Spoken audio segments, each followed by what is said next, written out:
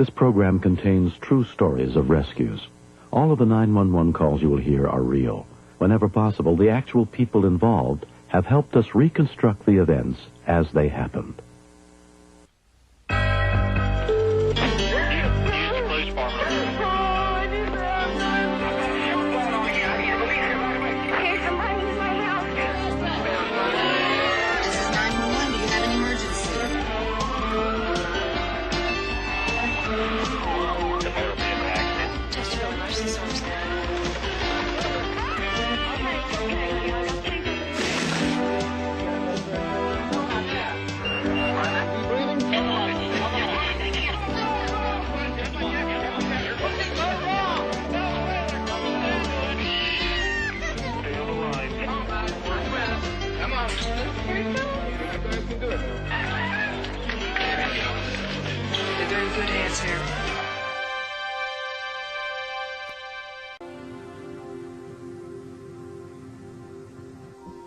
In the pre-dawn hours of January 3rd, 1991, in Maple Valley, Washington, 19-year-old Vicki White Eagle was getting ready to leave for her job as a nurse's aide.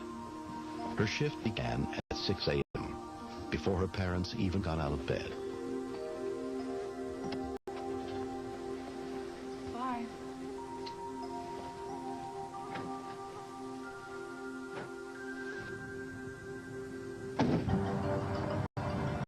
Greg Clement traveled the same road as Vicki on his way to work.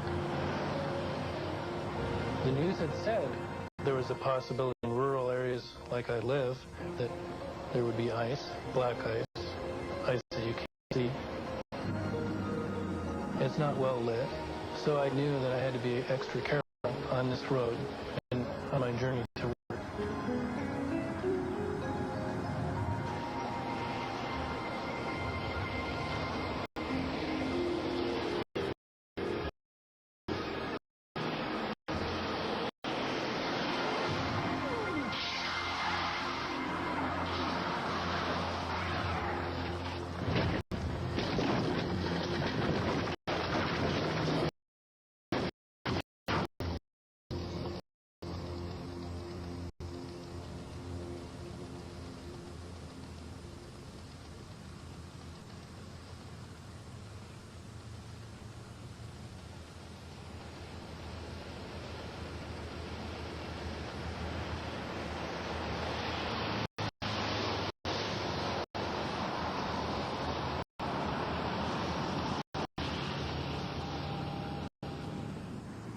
When I pulled around the corner, I noticed that there was a car in the ditch.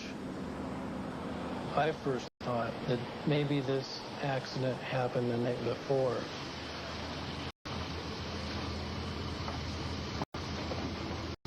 It's a dark road.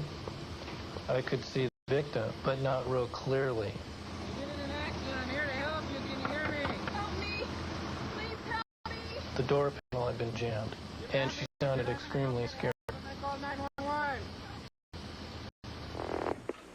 Please. Yeah, I want to report a accident. A lady ran off the road, hit a tree. Cars are very damaged. The lady is shaken up. We don't know if she is hurt. At 5:49 a.m., this call came into the Valley Communication Center. Maple Valley Community Center.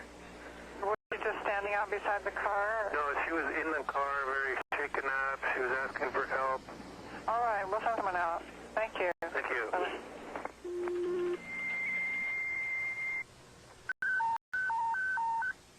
81, engine 81, injury accident, 23100 Woody Road. Units with King County Fire District 43 were immediately dispatched to the scene. A call also went out to the volunteer members of the squad, including Vicki's mother, Virginia. It was just a feeling I had that it might be her. And the address that was given, time-wise, would put it approximately where Vicki might be. And so it was something I couldn't just sit there and wonder and wait. I had to go. Normally, the adrenaline gets going, but in this case, it was a little bit different. I was shaking already, just kind of wondering, could this one be one of my own? Among the first rescuers to arrive were firefighters Stasiak and Bob Benedetti. The car just looked lifeless. You couldn't really make out anybody inside. I had a strange gut feeling that something was wrong on this one. I was going to see something I was not going to like.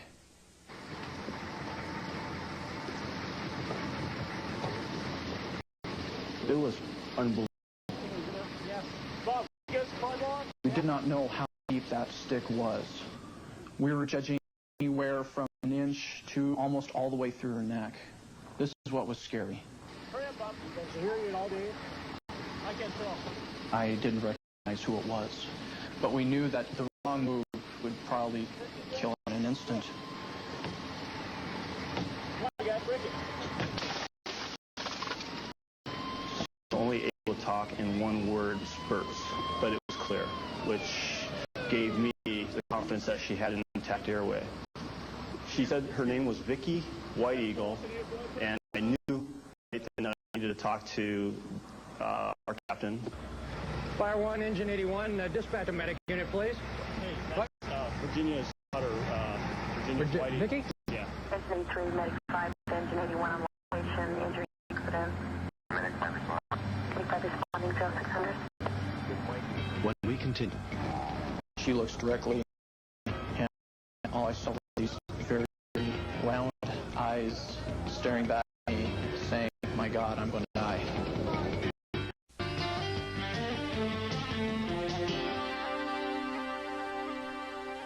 as rescuers worked to free 19-year-old Vicky White Eagle from the wreckage of her car, Fire Captain Lee Adelsman, a close friend of her family, was growing increasingly concerned about how to get her out without disturbing the peace of a fence that was lodged in her neck.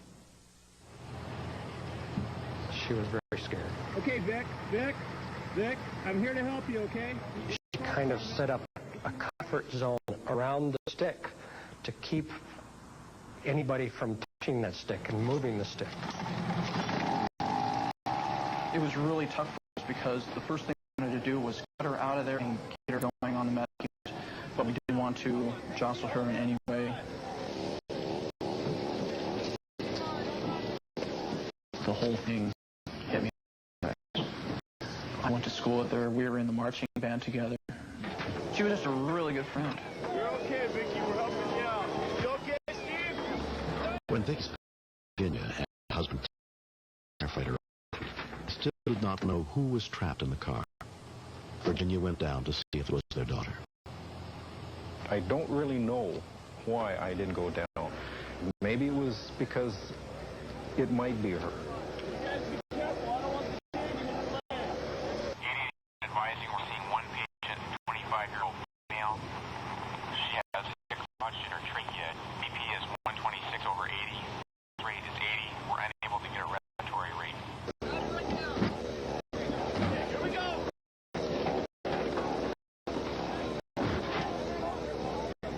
Wait, I kept going. I had no idea, no vision of what I was going to see when I walked up there. Lee Adelsman started walking towards me. And when you see somebody you know like that walking towards you, you kind of know.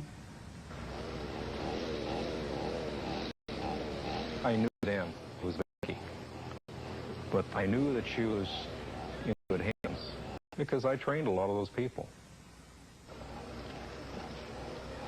The fire departments, everybody's pretty much a family in them. And to see somebody in that family in distress, you do exactly what you're trained to do, but you can feel the concern. And I've never seen that many people work as one person in all my life. Her vitals were good. That's what really kept us going. But it's up to the person to have will to go on, to live. County medic well arrived, and paramedics Plumley and Tony Cocklow immediately took over Vicky's care. I need somebody to give me the Doppler. I'd like to Doppler her carotids before we move her out of here. I realized this was not going to be an easy extrication. We thought initially we might be able to cut the stick, but any movement at all of the stick potentially could make her paralyzed.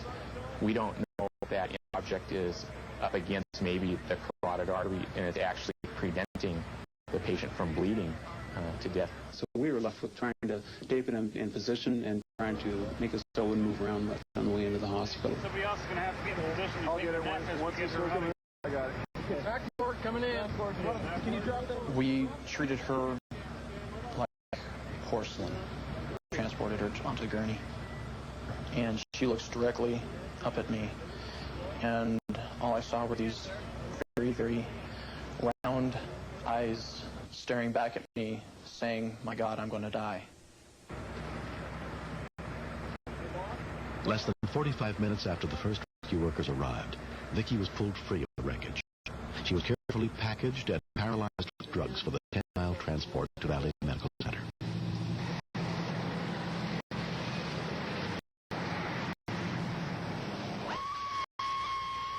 Drs. Greg Loon and Steve performed the delicate surgery. Our main concern at that time was if the object is removed without having good control of it in the operating room, there can be massive bleeding that you're unable to stop. It was about a centimeter away from the carotid artery or internal jugular vein, and it had just gone to the side of the trachea and esophagus and actually hit the bony spinal column rather than the cord itself, which carries the nerves. I think the mistake went into probably one of the few places it could have gone without damaging at least one vital structure.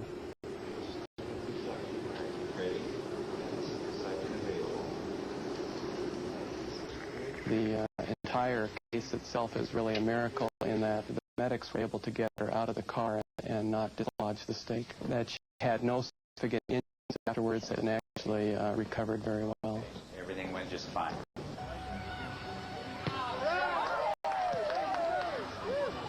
I believe that everybody that was on my accident helping me out are all heroes to me.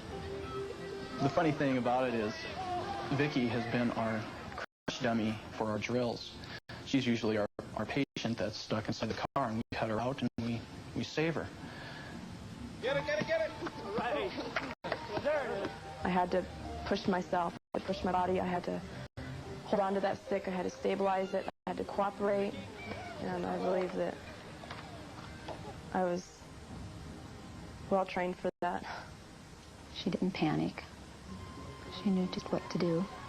Otherwise, I think anybody else would have tried pulling the stick out, not knowing, what type of damage they may have done. I'm very thankful that Greg stopped, pulled over, and to find out if I was okay. A lot of it depended on him, on what he did, because nobody else stopped by but him. She's a very lucky girl. I think the thing to know and to learn from a situation like this is don't move a trauma patient unless it's absolutely necessary. Good. I'm so thankful that I'm alive that it's no reason to get mad if someone laughs at me or points at me and says I have a hickey. It's like, hey, it's just a scar. And I lived.